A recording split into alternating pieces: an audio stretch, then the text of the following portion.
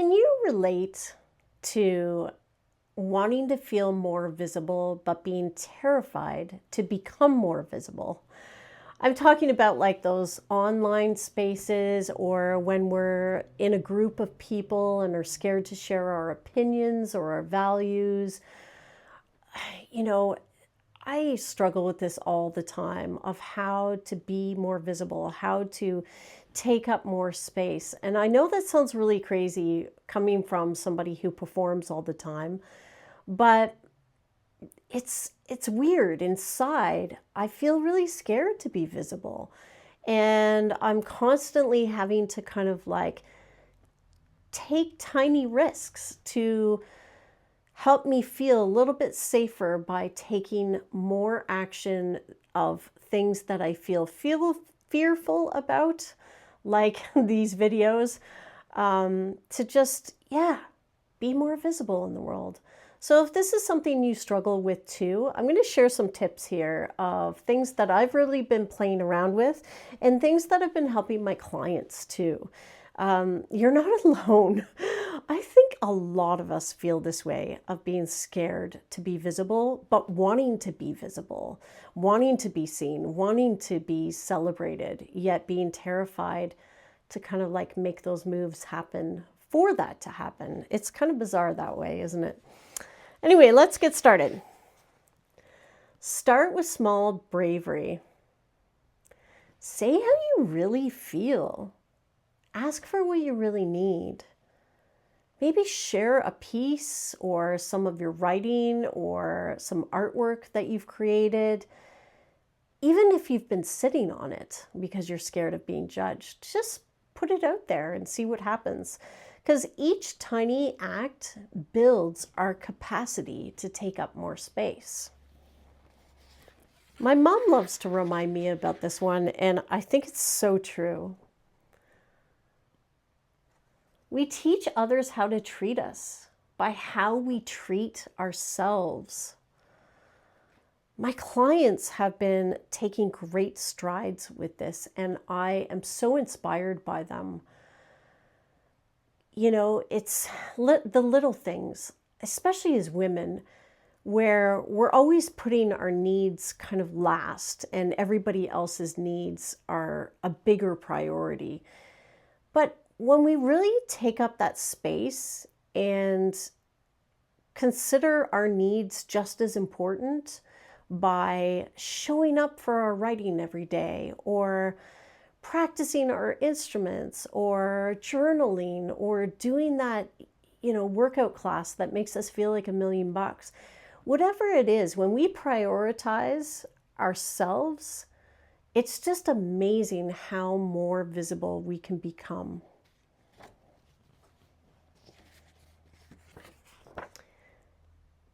It's okay to ask for what feels right, not just what's expected. Here's a personal story about that is going to sound a little bit woo-woo, but that's all right. I am woo-woo. Josh and I are like still on this house hunt, but we are so close to bringing it to the finish line.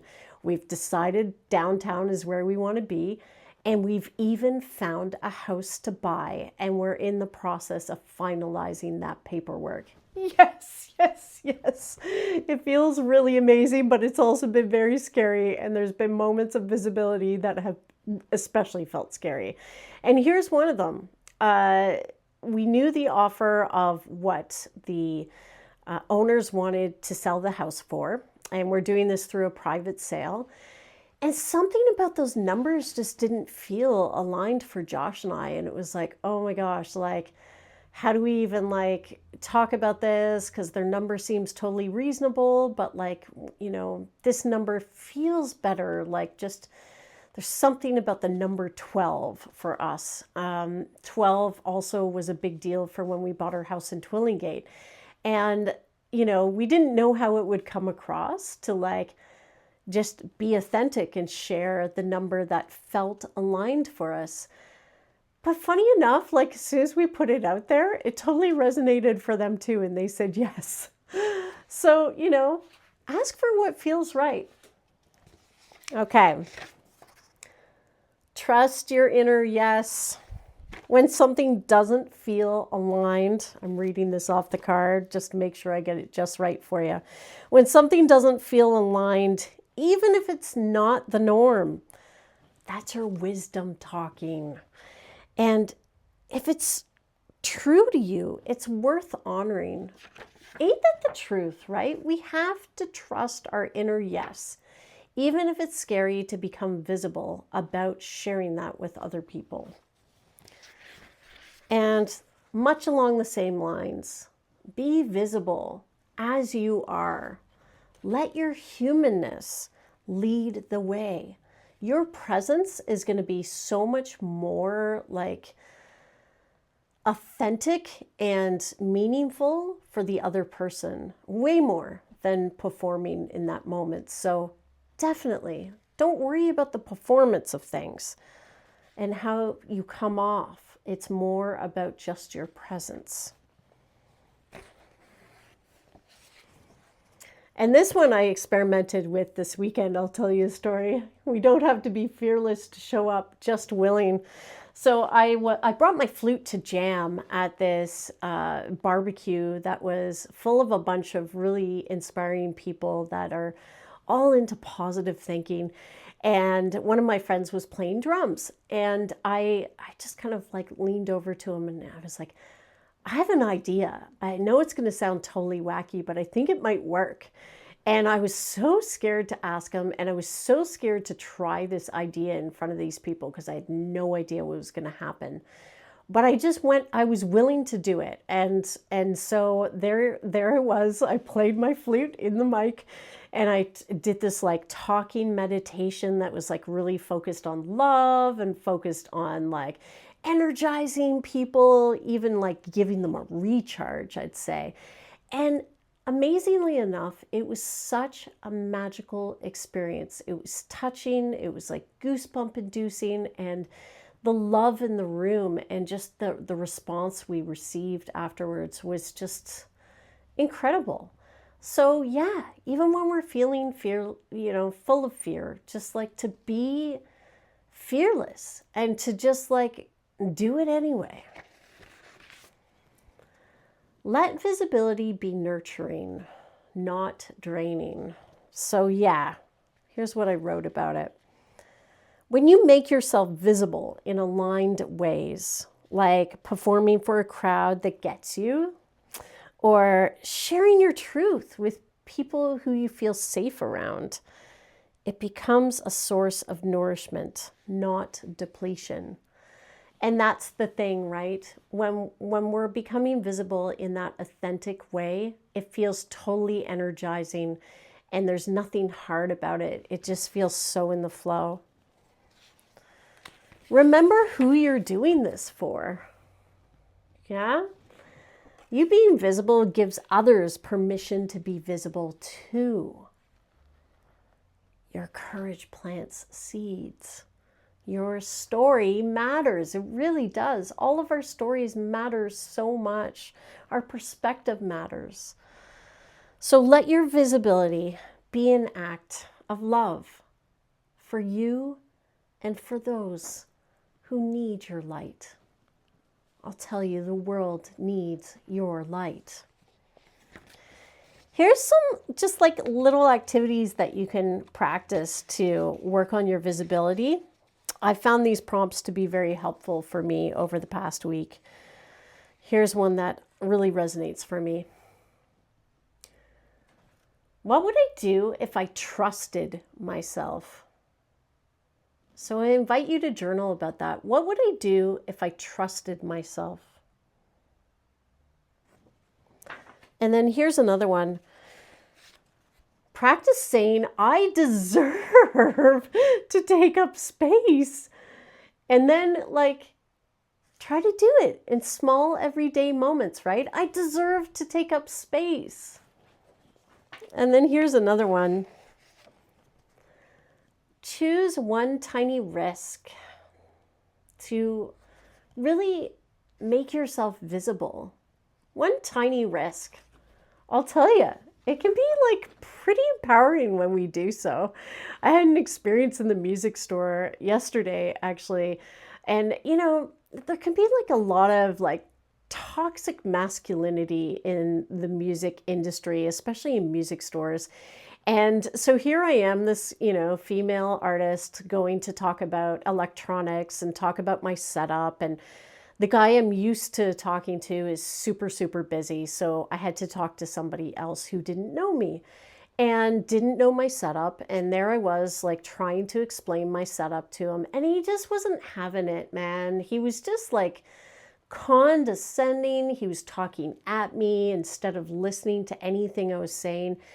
And I was just so frustrated. And inside, I said to myself, oh my gosh, like, you know what? This isn't worth it. I don't need to feel like I'm this invisible, unimportant musician who this guy just doesn't want to give the time of day to. I am actually going to request that I speak to the guy that makes me feel like a real musician and somewhat important in the world. And so I asked straight up, I took that risk and I said, you know what? I'd rather speak to so-and-so. And I had to wait. He made me wait. Actually, he never even shared it with the person that I was waiting for him. And eventually, I just took up more space. And I made sure that I was able to get a hold of that busy person. And he was so amazing with me. The moment that, he realized I was waiting for him, he really gave me the attention and the information that I needed to kind of like exchange in order to move forward with my setup. Like, he was so available for that. And I walked out of that store feeling like $1,000,000. Had I just kind of like given up and not taken the risk to ask for, somebody different, I probably would have walked out of that store feeling really, really upset and frustrated. So taking those risks to be more visible are always so rewarding, as scary as they feel at the time. And here's the last card.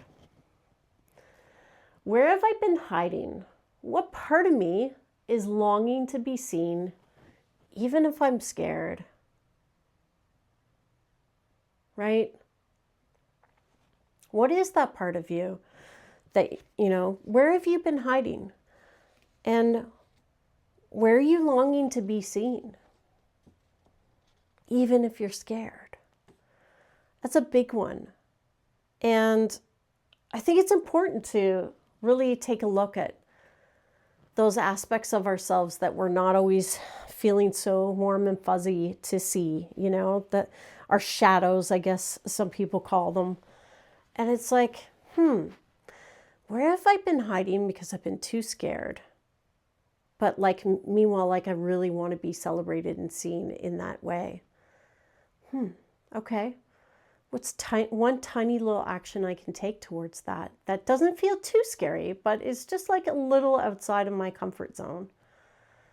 And then just see what happens when you take that action. One thing I've noticed is that the more action I take to become visible, it's like I just build this safety net around me.